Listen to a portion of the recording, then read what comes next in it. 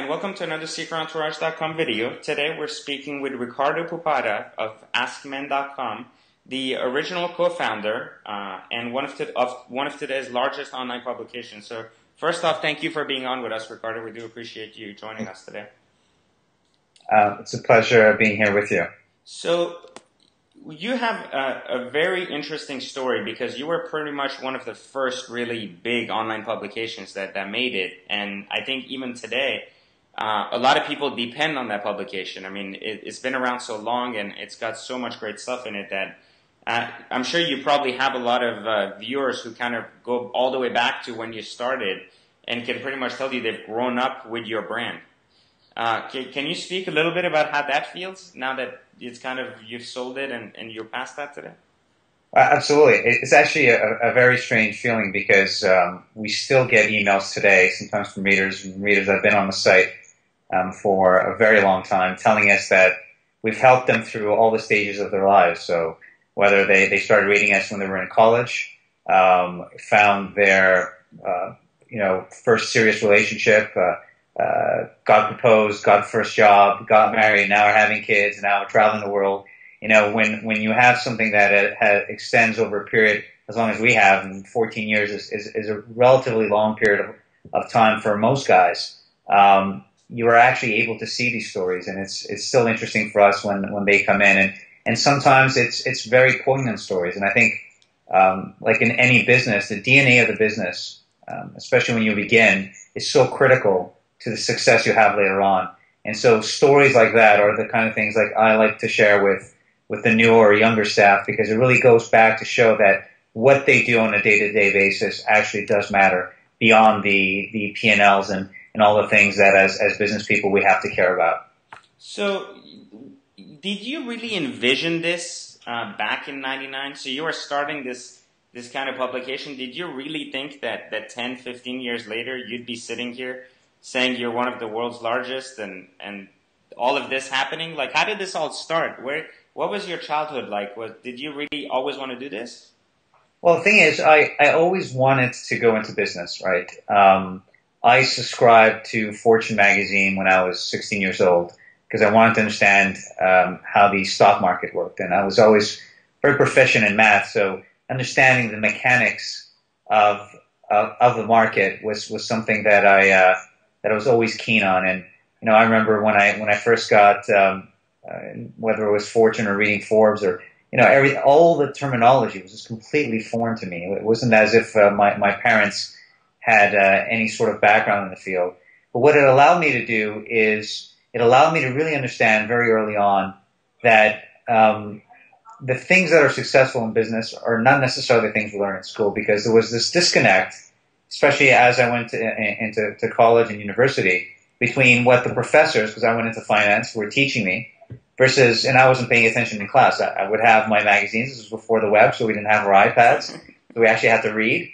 And I'd sit there in class and I'd read these stories and these cases, and when I saw that the rules of engagement were so significantly different from what my teacher was telling me, it sort of put me off. And up to that point, I was actually, relatively successful in school. I'd always, honor student and plus, and then all of a sudden my grades started to take a hit. And it just happened at the same time when the dot-com boom really started. If you think back in, 95, 96 with Netscape, being young and being one of the first people that I knew within my entourage, even having an online connection,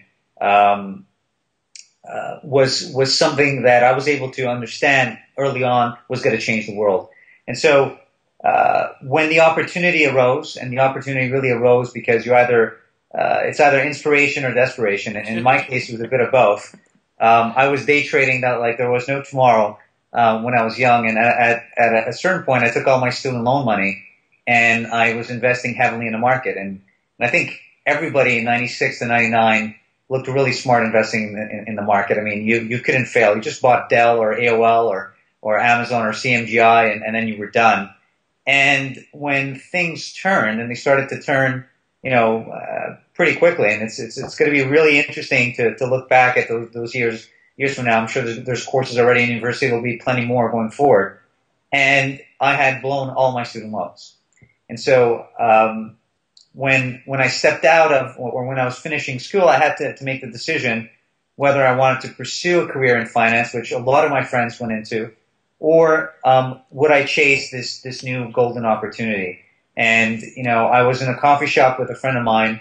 I had been on the web since 1995. I had a couple of projects that I had tried out. I had a couple of other friends who were also dabbling online, and I had learned a lot about what it takes to market and grow audiences. And when I was sitting down with my friend in this coffee shop, we were talking about, well, what do we do next? And we joked about going into real estate, because anybody who's been successful at some point in time has real estate in their portfolio, right? And so to do real estate, you need a lot of money. And when you come out of school with your student loans piled up to the ceiling, it's not exactly the best way to start this or become the next Donald Trump. And so as we were sitting there in this coffee shop, this gentleman walked in, and he was wearing a really nice suit, which was nice to, we just noticed, because a lot of guys wear suits that are 6 sizes too big, and it looks like a sack of potatoes. And so we noticed this guy because he was wearing a nice suit. It was fitted. He obviously spent a lot of money. He also spent a lot of money on his shoes. He was on a date. So we were just paying attention to really notice his game more than anything else. He sat at a table next to us. And as he was having a conversation, at one point he crosses his legs. And when he crosses his legs, we look over and we notice this gentleman with this expensive suit and these expensive shoes was wearing white gym socks. And you don't have to be a fashion expert to know that those two just don't mix. And we knew that as soon as the girl looked over and saw this guy with the white socks, that his credibility went out the window and the date was over. Sure enough, that's exactly what happened. She looked over. She's one of those faces that you see in a horror film.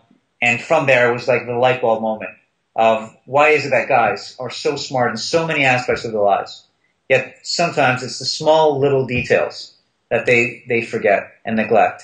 And so why not create a site that tells guys all the small details, the things that sort of differentiate us from the crowd, the 1% from the 99%.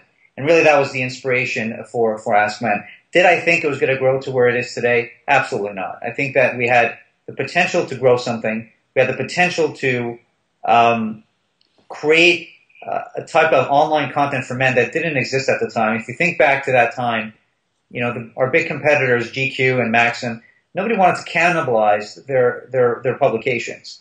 And so their online websites consisted of a page that said, welcome to Maxim.com or GQ.com. Please subscribe to our magazine and see you later. And so we were able to really find a niche at a time when people didn't understand the power of the web. And I remember a particular editorial written by one of our competitors when the .com crash started, where he said that the internet was a fad, and thank God we could get back to the business of print publications again, and the infatuation with this online digital world has ended. And when I read that, I knew that we were about to win, because at that point in time our competitors had capitulated, and the building blocks that we put in place during the .com crash allowed us to grow to where we are today.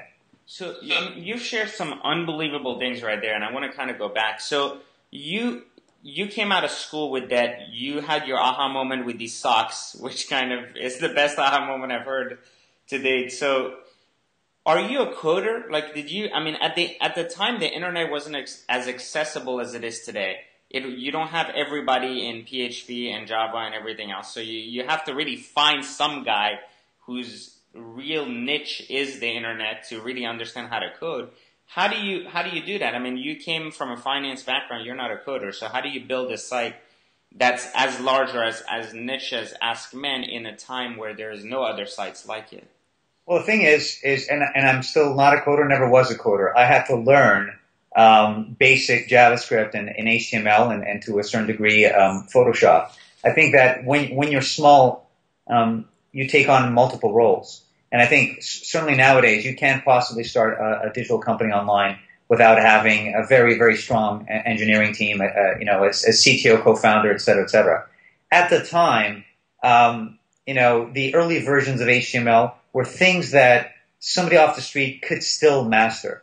And I was able to do that from the get-go more out of necessity than anything else because we just didn't have enough